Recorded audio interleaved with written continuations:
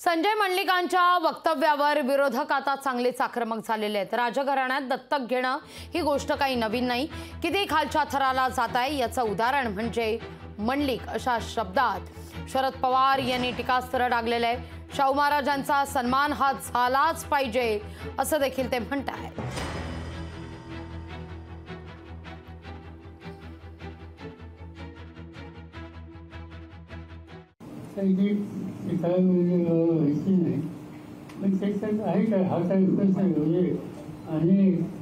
राजघराण्यामध्ये दत्तक ही काही गोष्ट नवीन नाही, अनेकांच्या गोष्टी अनुदान असतात आणि दत्तक घेऊन एकदा स्वीकार नंतर तर त्या घराण्याच्या कुटुंबाचा प्रतिनिधी होतो।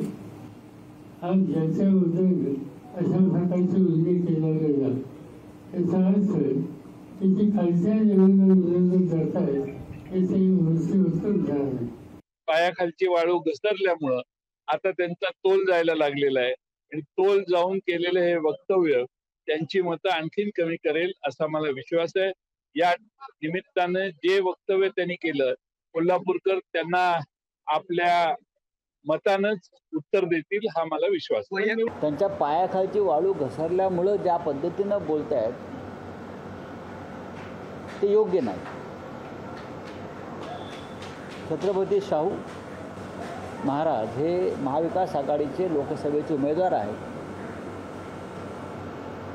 आणि ज्यांनी वक्तव्य केलं ते डुप्लिकेट शिवसेनेचे उमेदवार आहेत। हा डुप्लिकेट माल कोल्हापूरची जनता घरी बसवल्याशिवाय राहणार नाही। लोकशाही मराठी ऐका, पहा, जागरूक रहा।